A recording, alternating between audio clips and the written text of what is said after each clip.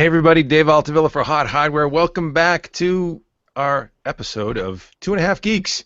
And good to have you with us again. Sorry we're a little bit tardy, about 10 minutes into it here. And we were trying to get everybody gathered together, but the travel gods and the technological gods weren't cooperating with us. But anyways, we're live now.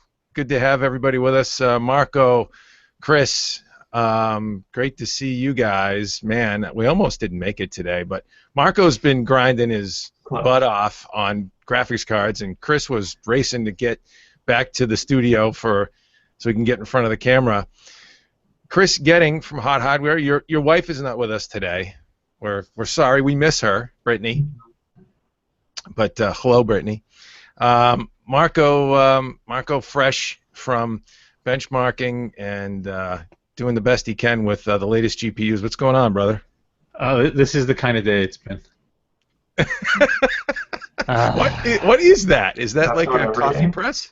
No, this is the hardcore how you make the nice Italian espresso percolated on the stove, and I just got a little straw right in the top here. Mainline that stuff, baby. Oh my goodness, Chris, you're not looking hardcore at all. You're all strapped with a tie and looking official. You're going to class us up here today, huh? Sorry, it's not all just life. Yeah, well, it's all right. It's all right. Let's talk some tech, and Marco, you keep imbibing that caffeine so that you don't fall asleep on us. All right?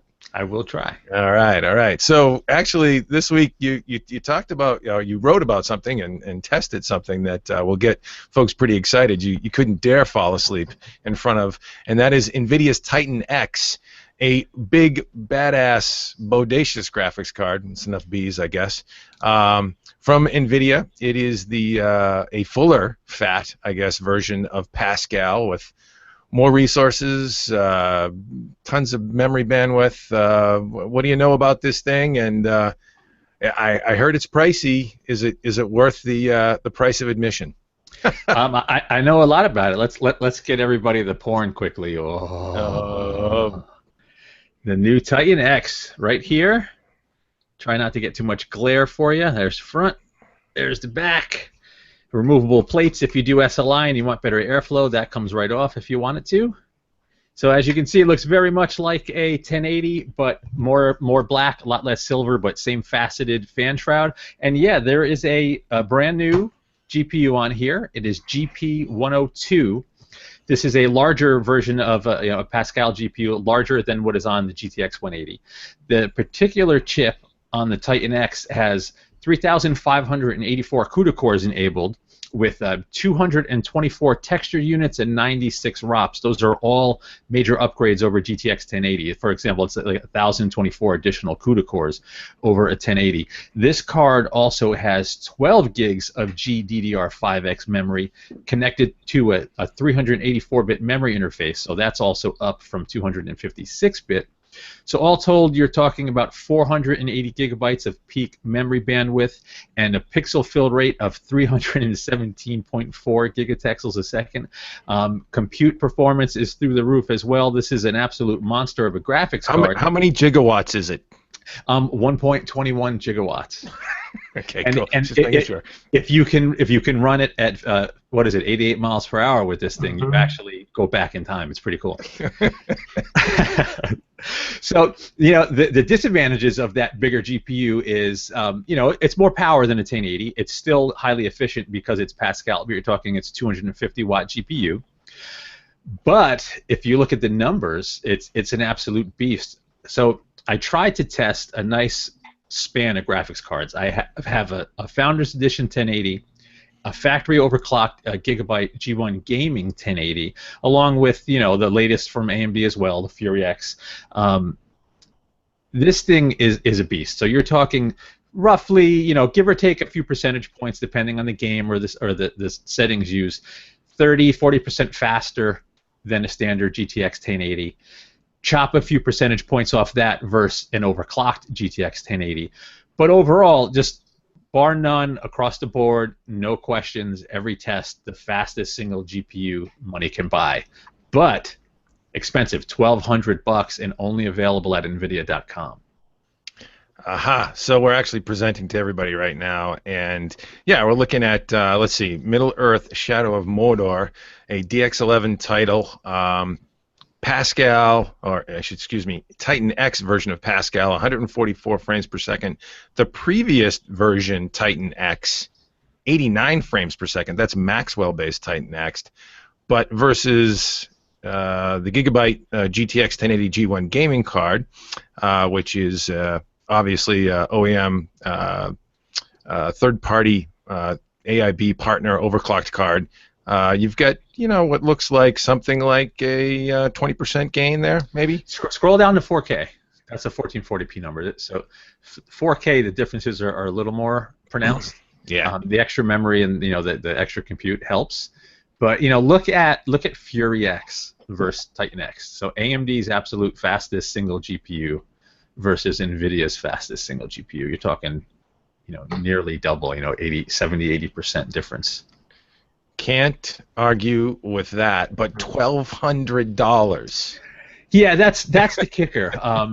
It's pricey. It's super pricey. It's not easy to do 12 gigs of 10 gigabit per second GDDR5X. This is a 12 billion transistor GPU. It's a big honking chip. NVIDIA has no competition at the high end, and the previous gen Titan X, obviously gamers wanted it, but the compute crowd and deep learning crowd gobbled them up as well, so there was demand. I think they're literally sold out. I don't think you can even get them anymore. All of them sold. So NVIDIA can kind of charge a bit of a premium. It is the fastest single graphics card for basically any workload right now. It's a beast.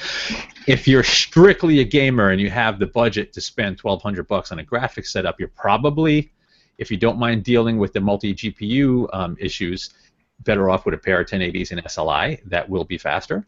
But if you want the single best GPU, the Titan X is it, no question, bar none. The thing is a beast. And if you drop a pair of these things in SLI, they're probably crazy fast. No question. You'd probably want to pair that with an overclocked Broadwell E to make sure they're fed and not sitting idle. But yeah, they're it's crazy. It's awesome. It's the kind of stuff that gets me kind of nuts. This is the kind of stuff I would, sleep with this under my pillow if I didn't have a wife in there. Really ridiculous. We did.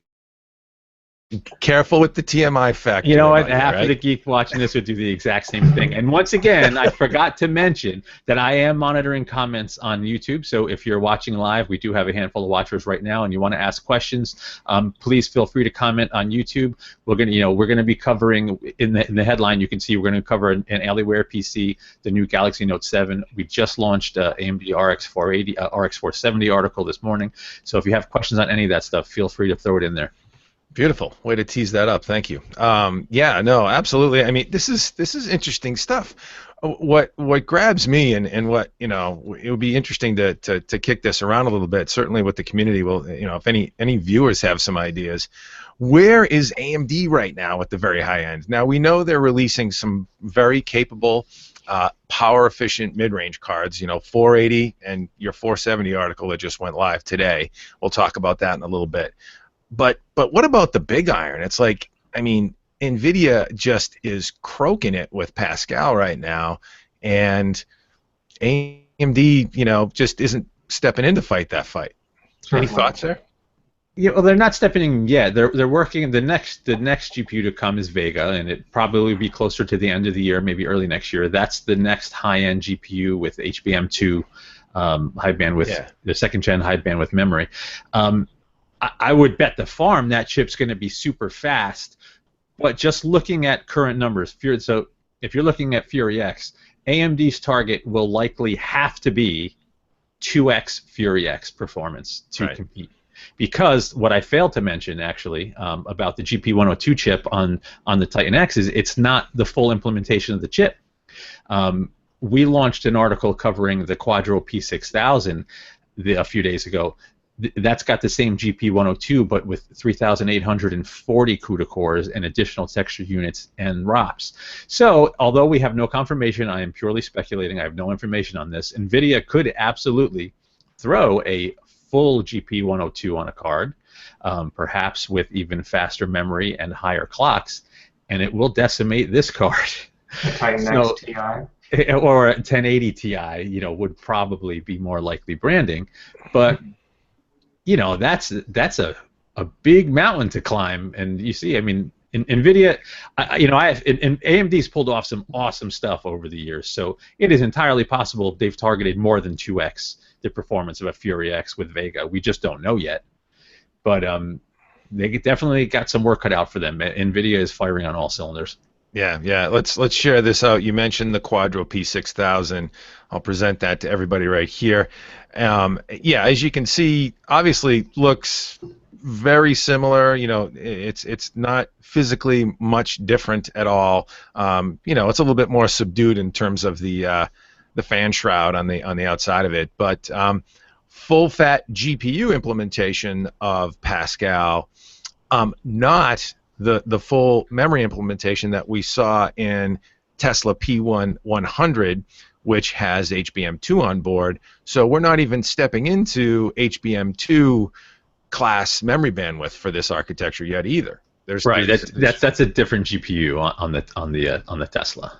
Right. It's from the same family though. It's all Pascal, and you would think that they could bring. You would think HBM would be something on the roadmap, obviously, for a consumer level product at some point. I mean, AMD's been there with HBM1, but so I don't know, Chris. Is this your kind of thing, or are you more of a power efficient? Well, raw power is always nice.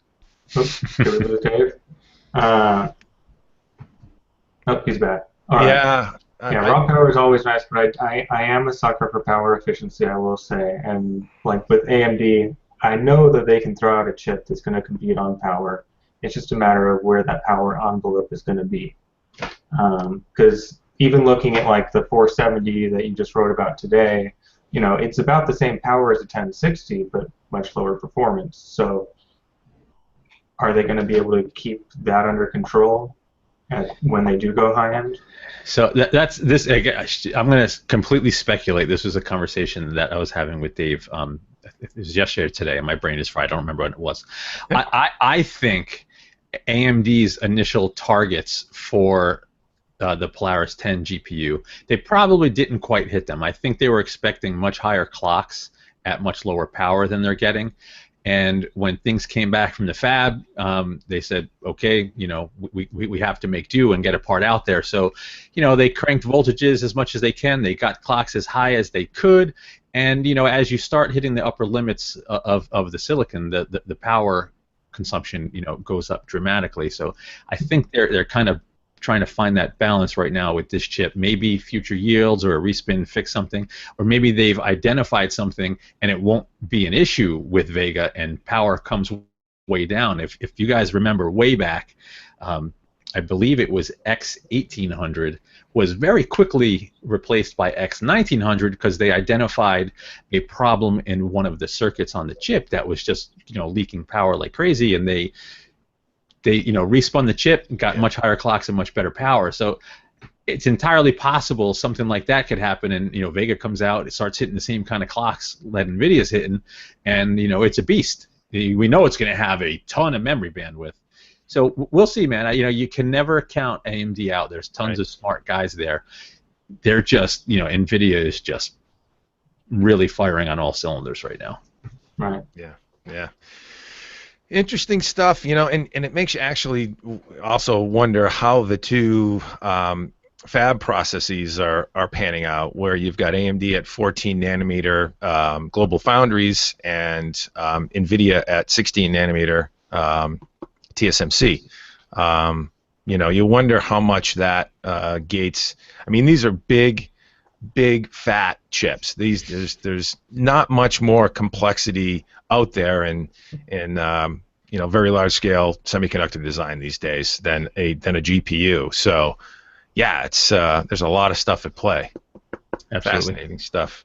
And we are the benefactors, so it's a beautiful thing. And we say it all the time, but let's make sure we're clear again. We love competition, so it would be great if AMD stepped out soon with some big, monster-crushing GPU that would hang with a Titan X. But right now, NVIDIA can lay claim to the fastest GPU on the planet.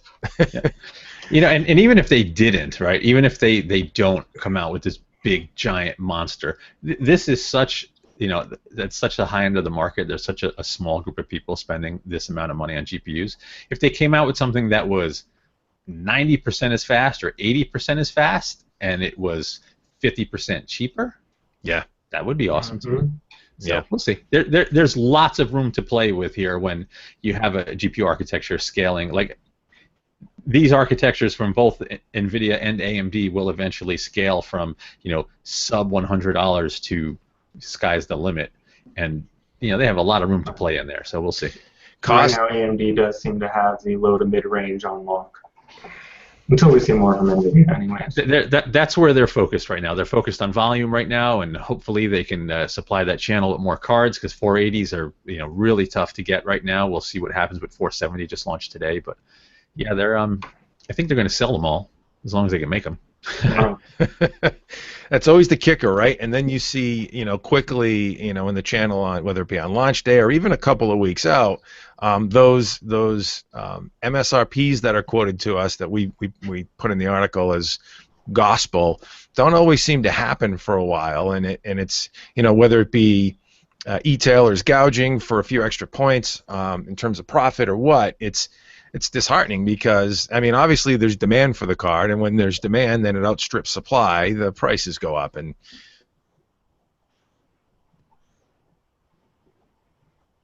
he's gone. And we lost Dave. All right, We're so silencing him. You just came back, but you're muted. We have Ghosts in the Machine, but let's see what happens. And we have lost our fearless leader, so while he tries to get the mic working again, I guess I'll sit here and chat with Chris.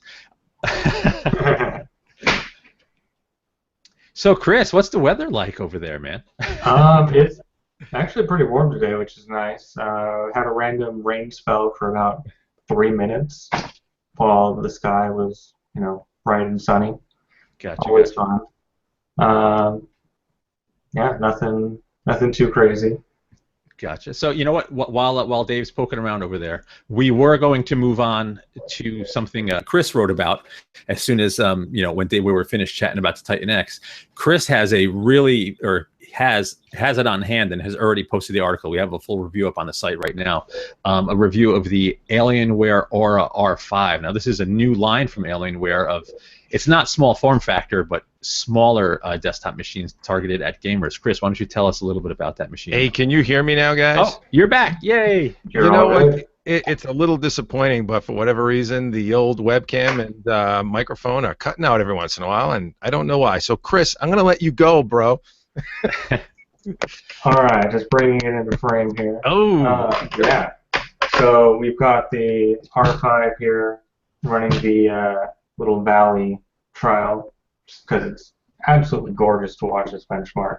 But yeah, this is a pretty impressive little machine. As you can see, it's, you know, not 2 feet tall, and you can pack a dual GPU setup in here. Our config just has a single 1080, but that's still pretty tough to complain about. And the really nice thing is just how well engineered it is. Temperatures don't seem to be any kind of issue. They've got liquid cooling in there to keep everything running well with good headroom if you do decide to overclock it. No issues on the GPU side either. It basically has its own compartment with its own fresh air, so you're not getting that heat mixed around. Lots of expandability. It looks nice without being too crazy. You get some Alienware lighting bling there. Yeah, which is customizable. Yeah. Oh yeah, you have the standard Alien effects where you can select any color of the rainbow kind of thing and put it in different zones, right? Right.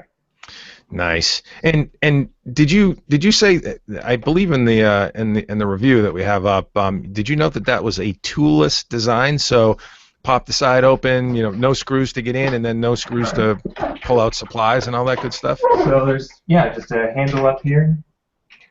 There you go. Don't break it. Yeah. Oh, it's already popped. Side panel comes off.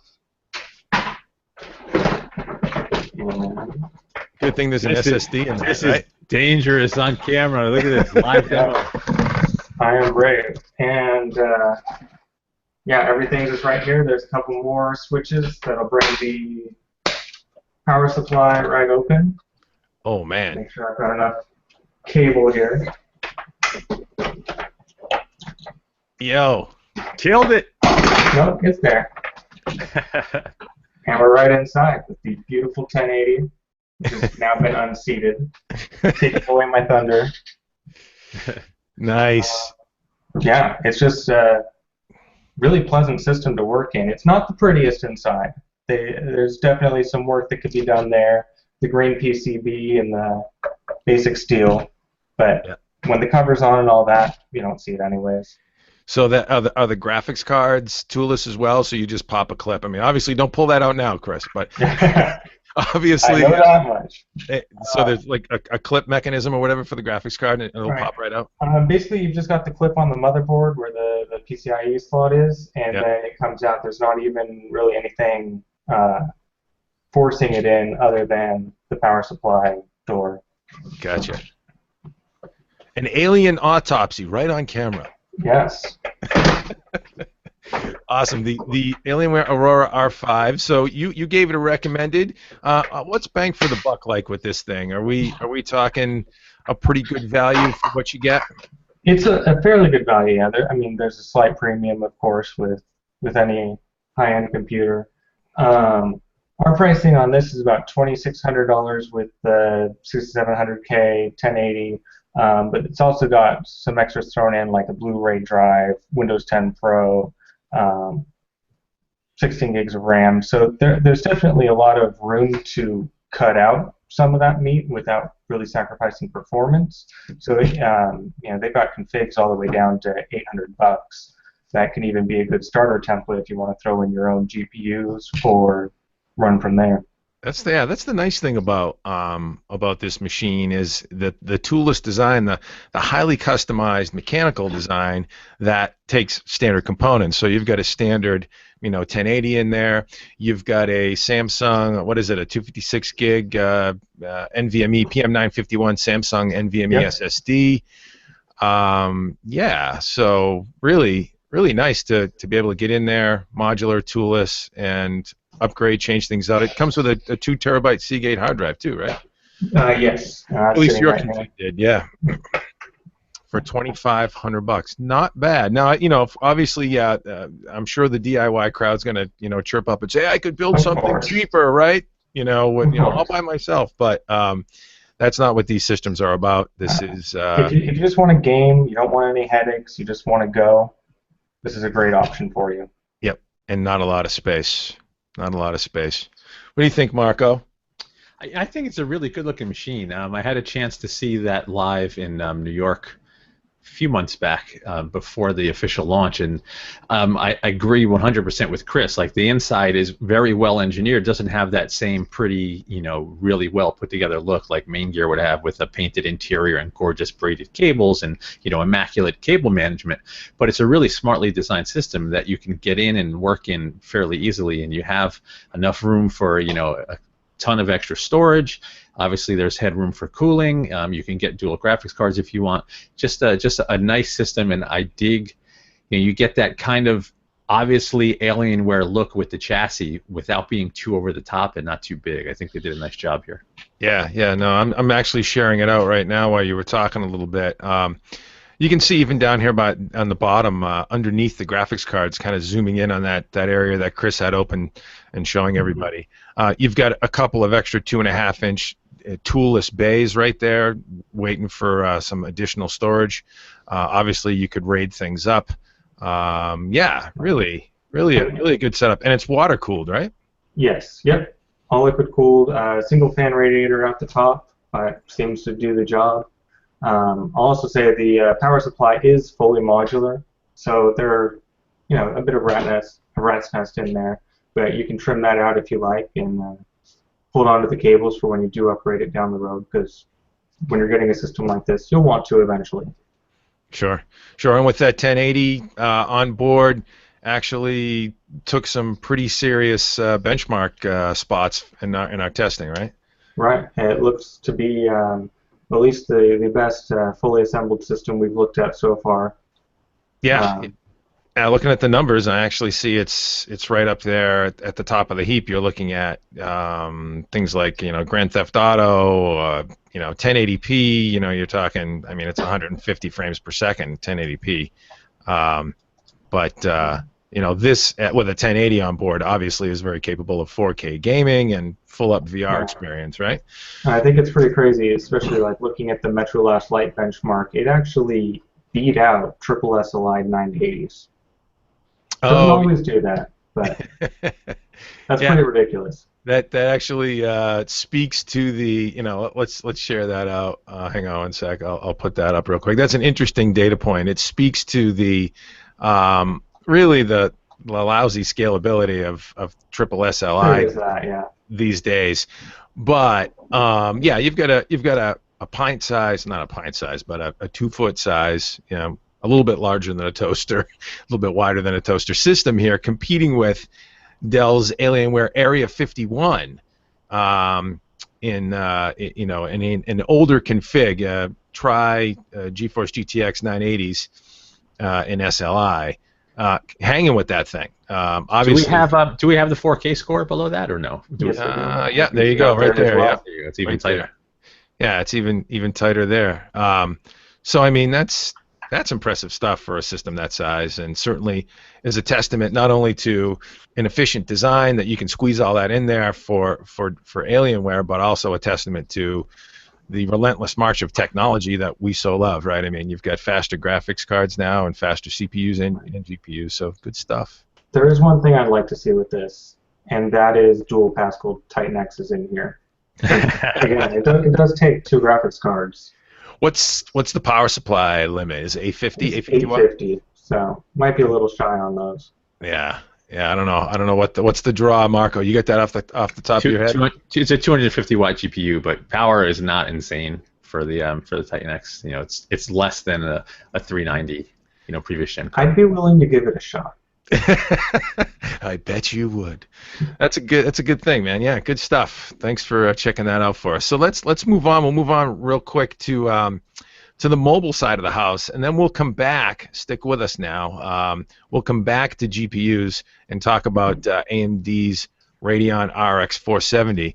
But let's shift gears to phones and talk about a couple of things that have been on our radar lately. A couple of things I've been checking out, but also Marco, you checked out some new Galaxy stuff. But stop by our site if you get a chance, folks. This is the Moto Z, and then there's the Moto Z Force from Motorola. These are Verizon phones currently, although the Moto Z will not be a Verizon exclusive eventually. Probably 2 of the nicest Android phones I've checked out in a long time. Probably. In my opinion, compared to my personal favorite Android phone right now, which was previously the Samsung Galaxy S7, these are very competitive, in terms of performance, in terms of design. It's really hard to get these on camera and show you what they're all about cleanly without the displays blowing out the screen, the camera, but that's because these are actually not Super AMOLED, but AMOLED displays that actually compete for the first time, in my opinion, with Samsung's prowess in that space. So really well built, super thin phone. It's actually thinner than a Galaxy S7 Edge. You can see this little camera bump on the back there.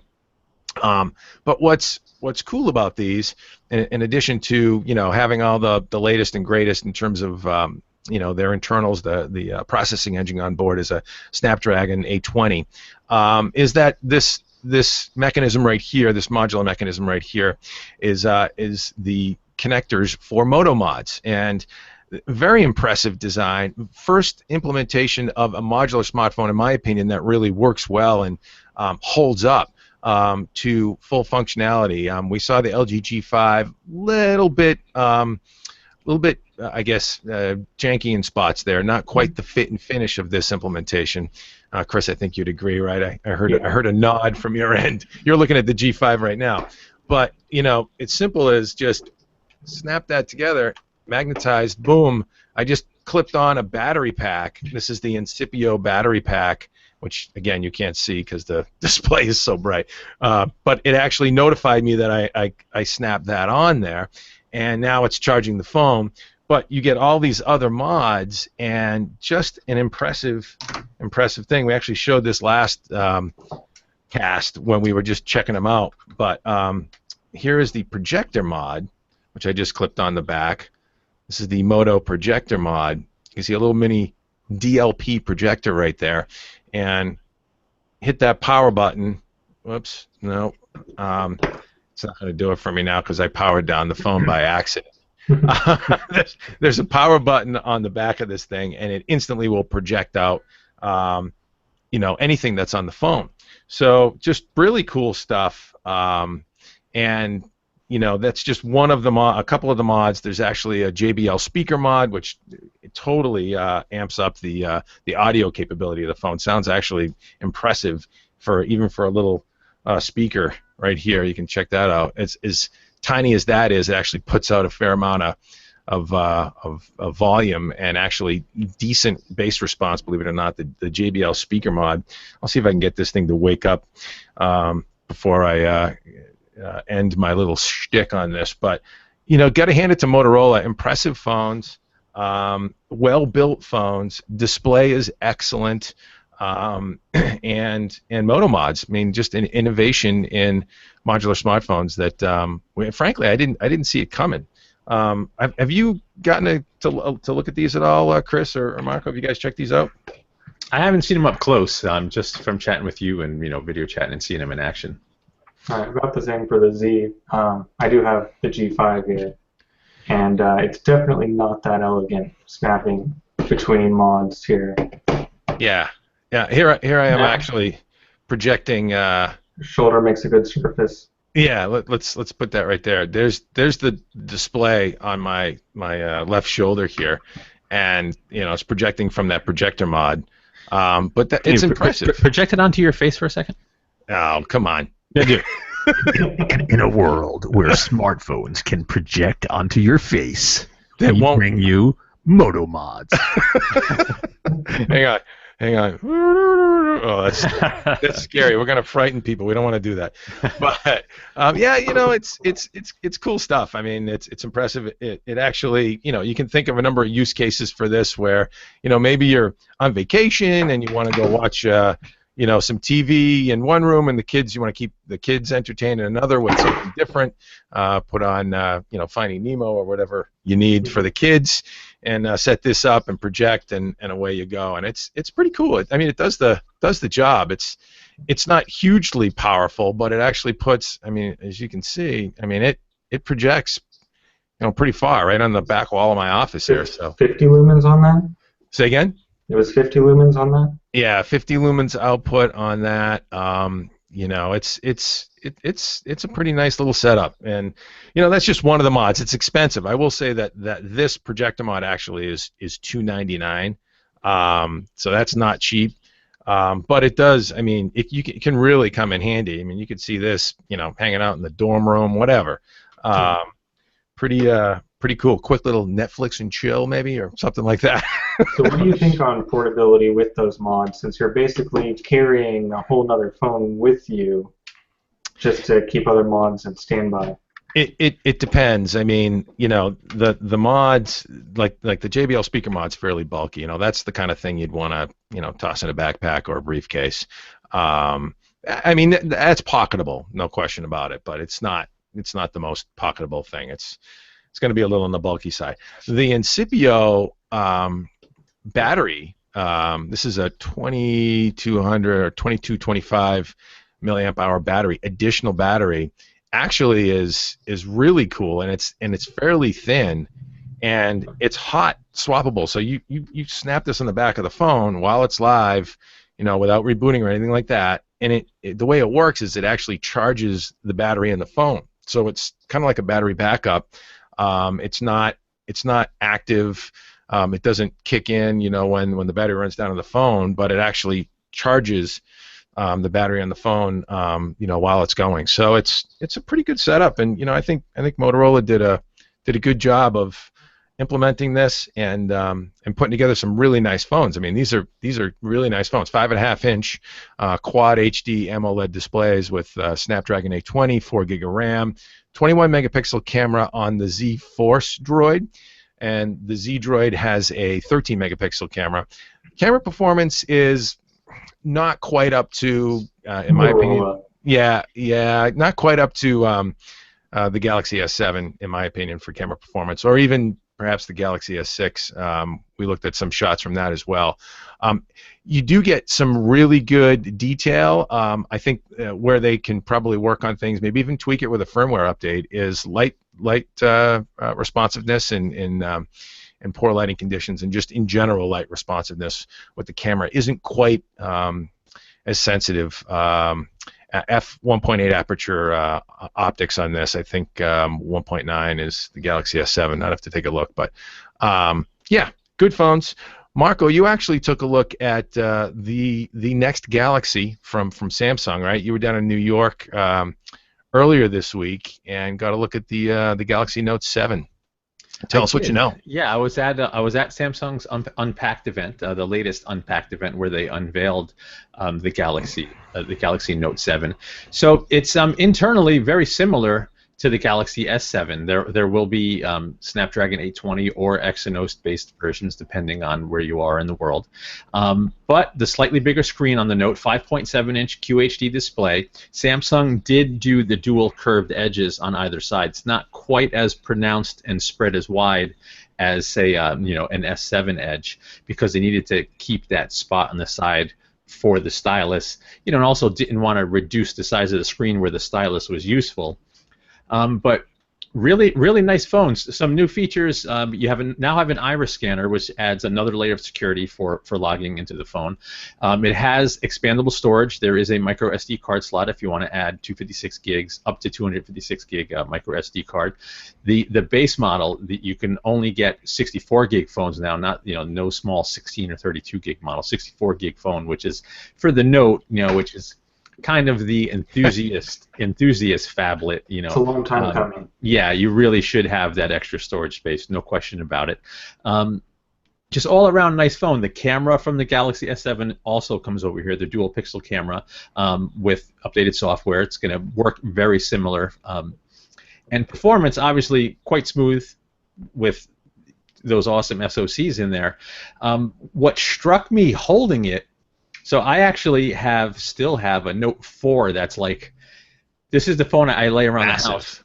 Well, it's not massive, right? But my daily driver is my Windows phone, and then this is my, all right, let me play some games with the kids and keep it around for Facebook when I'm walking around the house, or Google Hangouts or chat.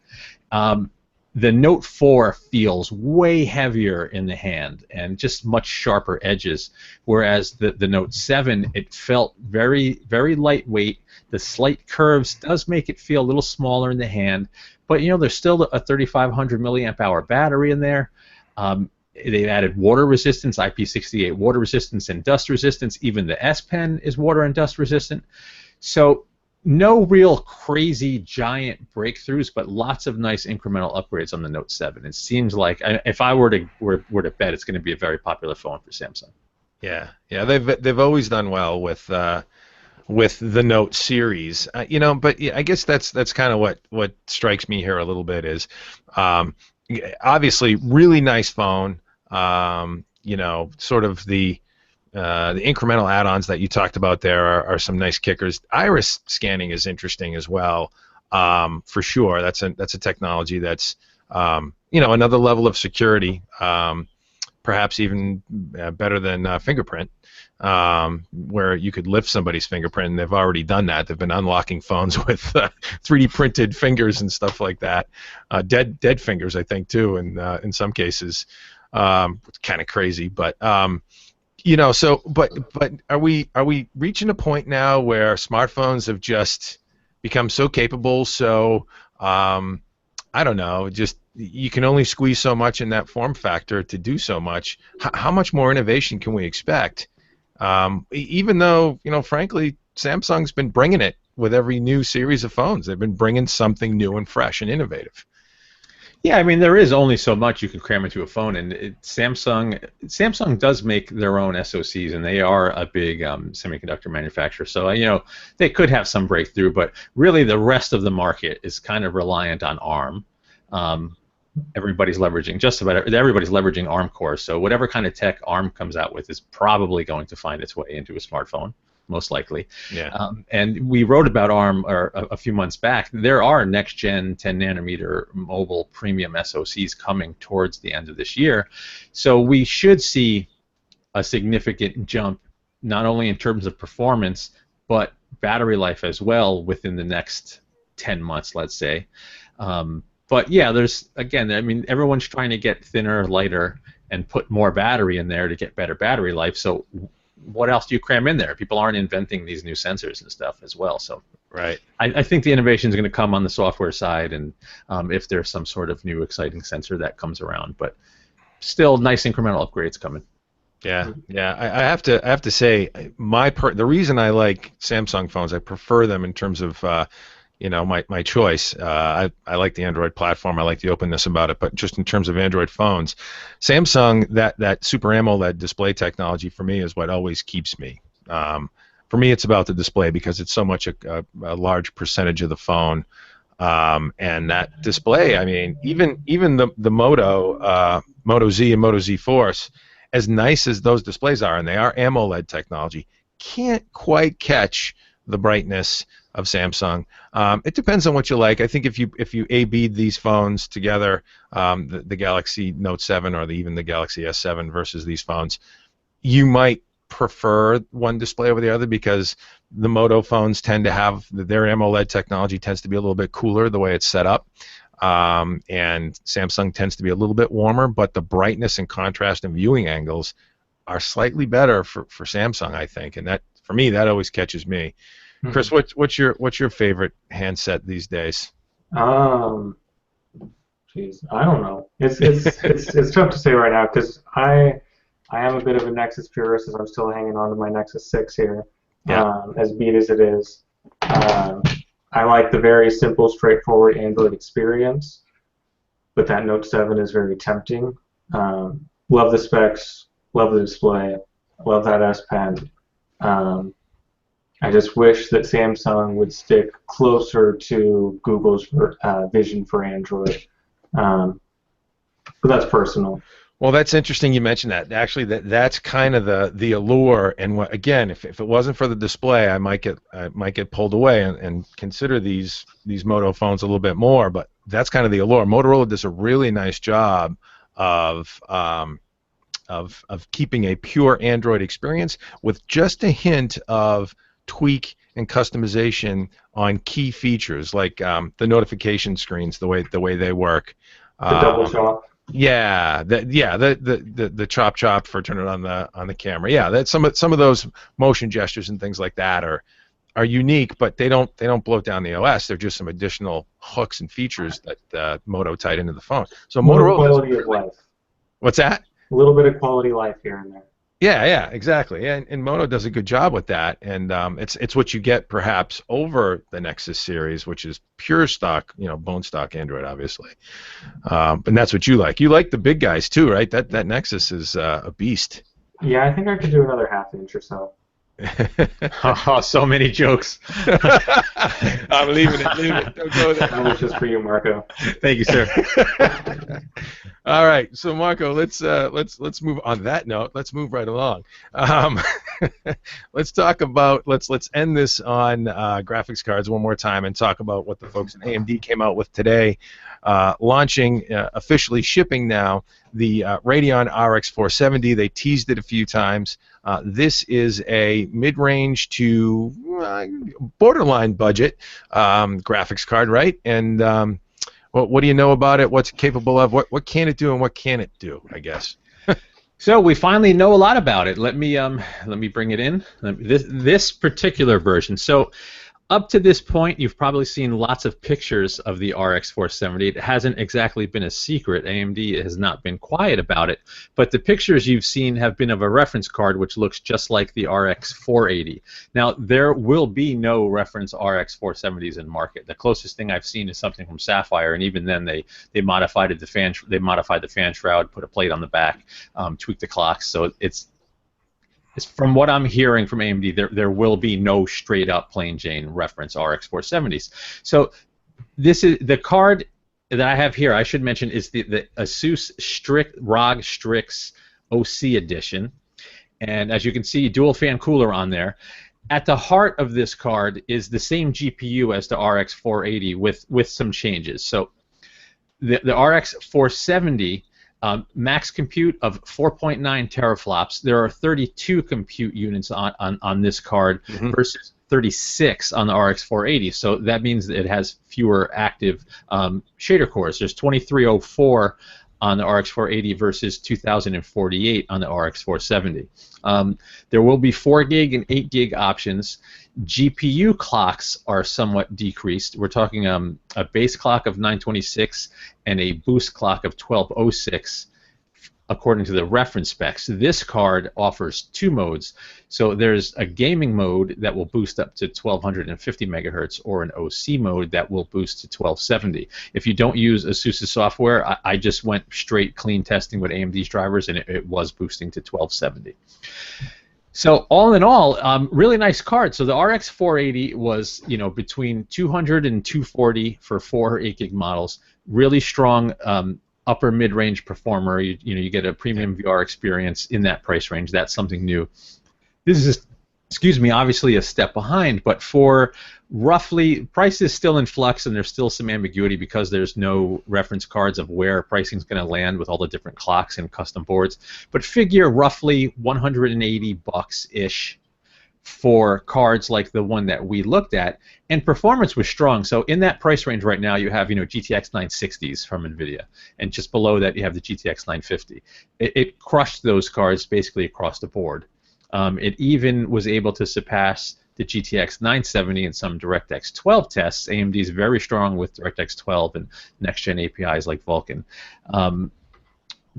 So, nice there. I got some decent performance gains with minimal overclocking. All I did was tweak the fan speed and power envelope, and squeeze another 10% out of the card really easily. I wouldn't be surprised if I can get even more by manually tweaking clocks, at each voltage step point in Wattman.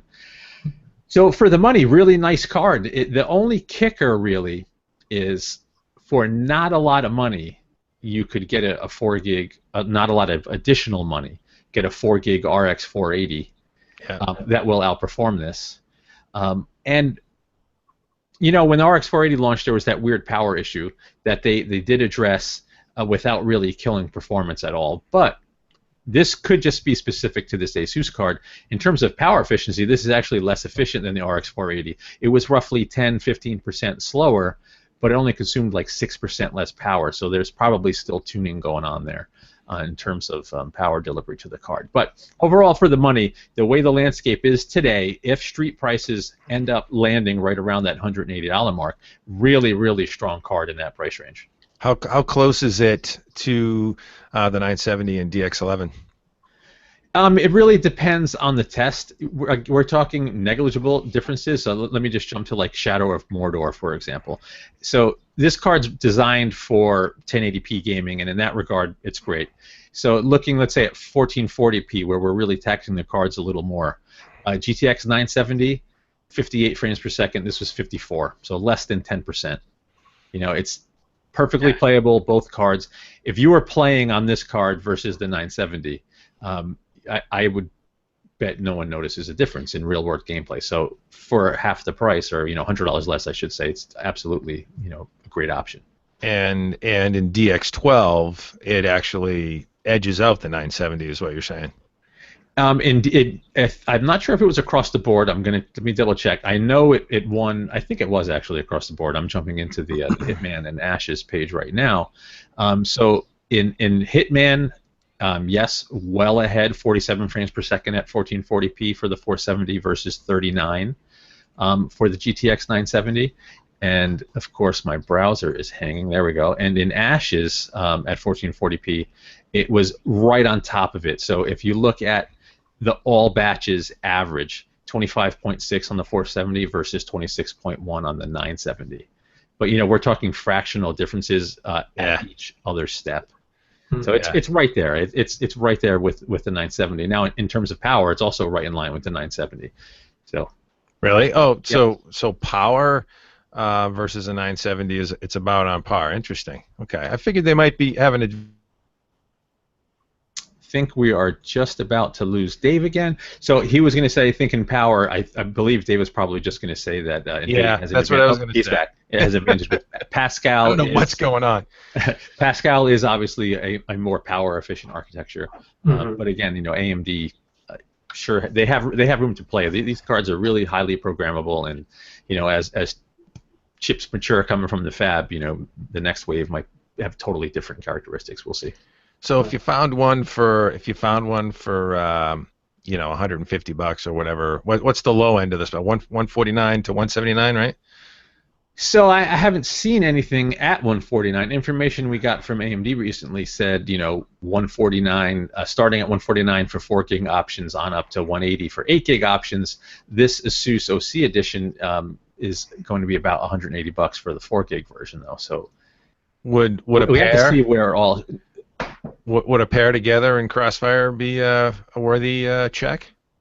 Technically, yes. I think you're better off spending that money on a faster single GPU to not deal with all of the headaches associated with multi-GPU and the software, and especially with DX12 now, how it's different. Yeah. Crossfire and SLI don't work on DX12. It has to have explicit multi-GPU support. So there's lots of stuff in play. So right now, if you're building a system and you have a fixed budget for graphics cards, buy the fastest single GPU you can get is my advice. Yeah, definitely. Agreed. Good stuff though from AMD. Nice to see the cost-efficient offerings coming as well. Obviously, we all get excited about cards like the Titan X, $1,200, monster that it is.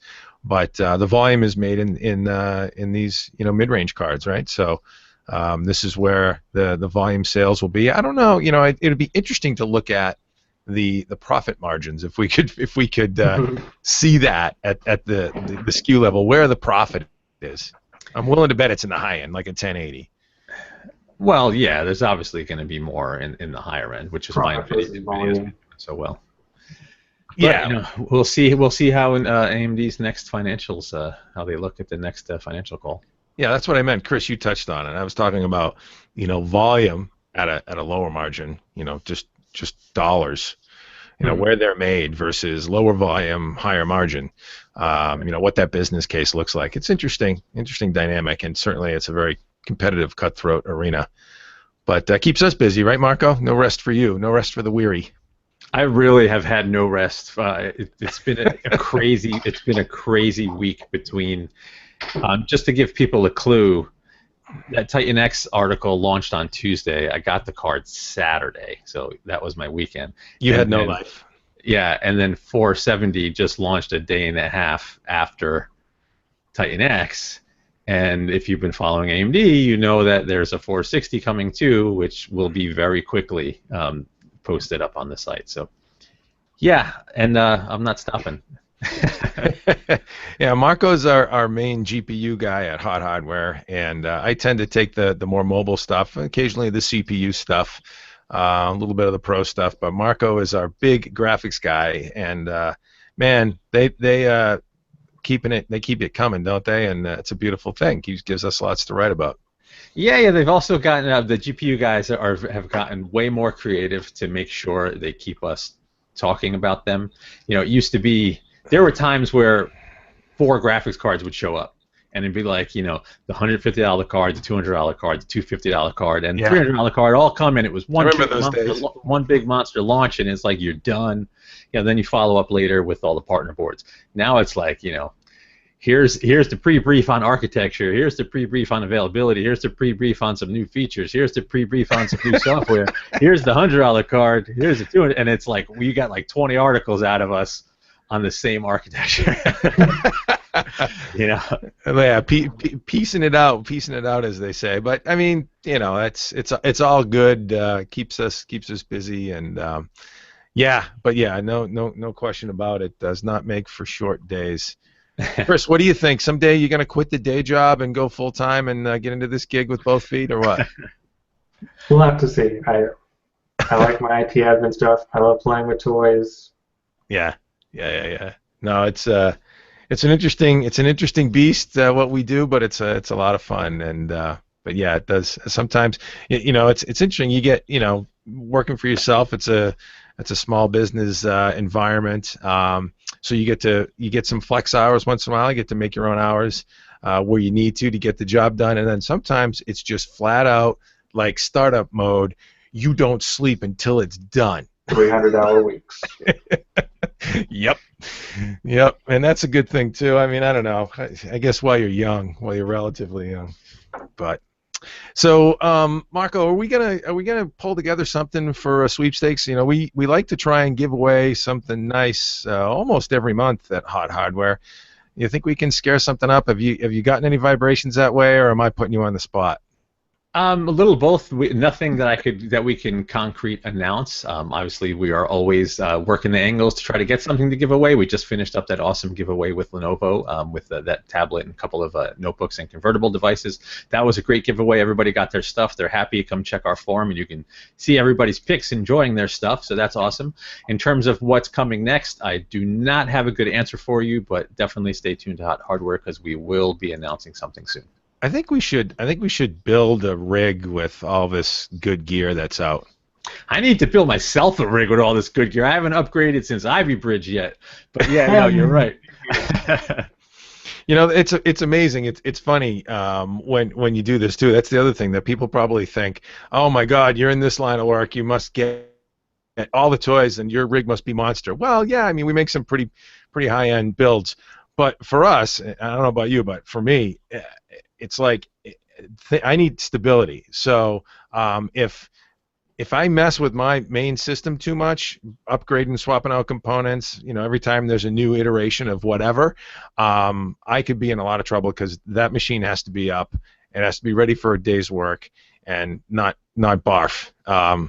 So I think like you, right? We don't migrate all that often or enough.